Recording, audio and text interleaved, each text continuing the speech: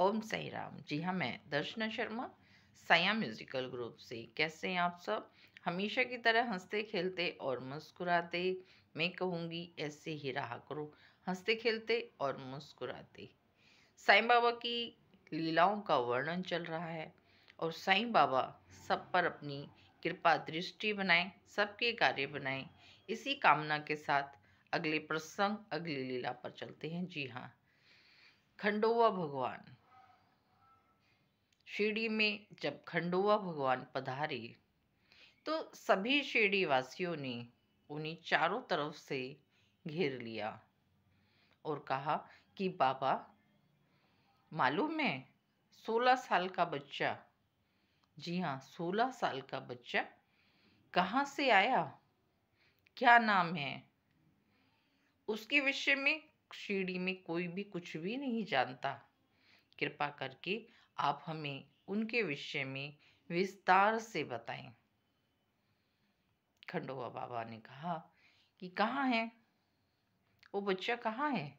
सबने कहा, अरे वो नीम वृक्ष के नीचे जब देखो साधना में लीन रहता है, न खेलता है, न घूमता है, न खाता है, न पीता है। किसी को नहीं पता वो कब खाता पीता है।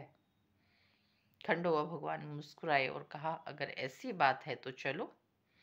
जब खंडोबा भगवान, जी हाँ, नीम वृक्ष के पास पहुंचे जहां हमारे बाल योगी साईनाथ महाराज अपनी साधना में लीन थे, उन्हें जाकर प्रणाम किया।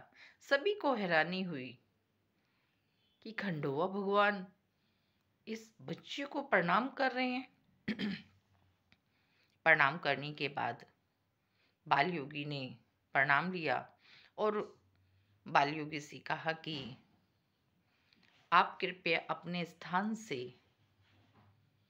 यदि आप अपने स्थान से हट जाएंगे तो हमारा कार्य आसान हो जाएगा और शिरडी वासियों के जो प्रश्न हैं उनके उत्तर मिल जाएंगे।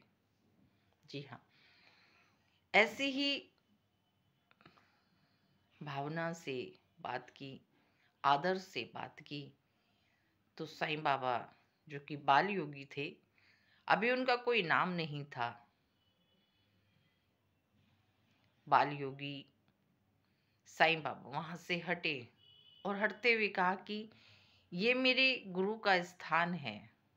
आपसे हाथ जोड़कर केवल इतनी ही प्रार्थना है कि जैसे आप देख रहे हैं इसे वैसे ही कृपया बना दीजिएगा। बाल योगी, जैसे बाल योगी ने कहा वैसे ही खंडोबा भगवान ने कहा, आप निश्चिंत रहें, ये स्थान आपको बिल्कुल वैसा ही मिलेगा जैसा है। बाल योगी अपने स्थान से हट गए। हमारे खंडोबा भगवान ने एक शिरडी वासी को कहा कि कुदाली लेकर आओ।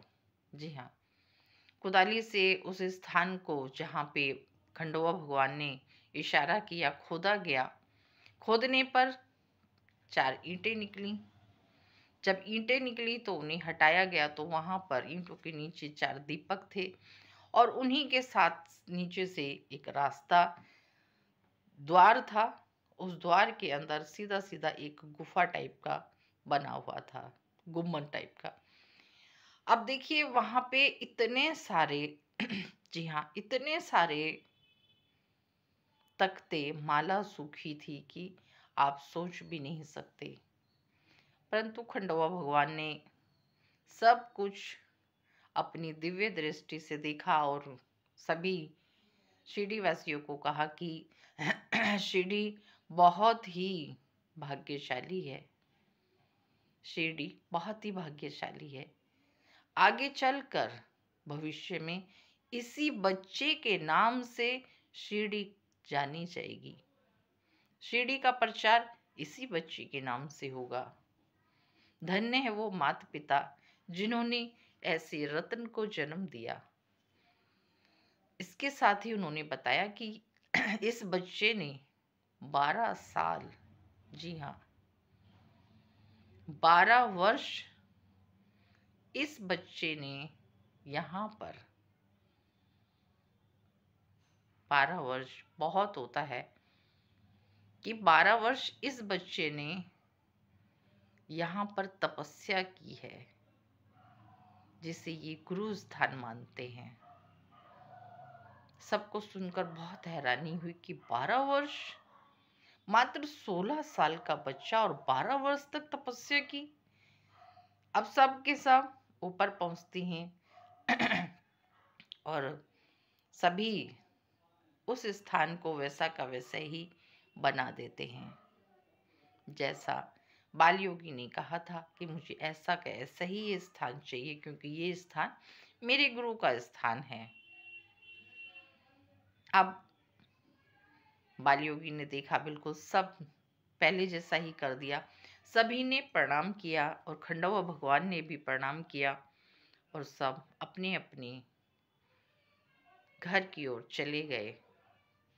जी हाँ, खंडवा भगवान का मंदिर शिरडी में बना हुआ है। जब आप शिरडी जाते हैं, साईं बाबा के दर्शन करते हैं, तो साथ ही में खंडवा भगवान के भी दर्शन करते हैं, क्योंकि उन्होंने ही सभी शिरडी वासियों को उनके विषय में बताया था कि शिरडी इन्हीं के नाम से जानी जाएगी। धन्य है वो माता पिता जिन्होंने इन्हें जन्म दिया।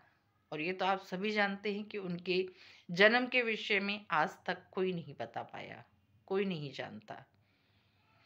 तो इसी के साथ मैं दर्शना शर्मा फिर मिलूंगी अगले प्रसंग में। तब तक बाबा जी का ध्यान कीजिए, पूजा अर्चना कीजिए, बाबा सबके काम बनाएंगे। ओम साईं राम।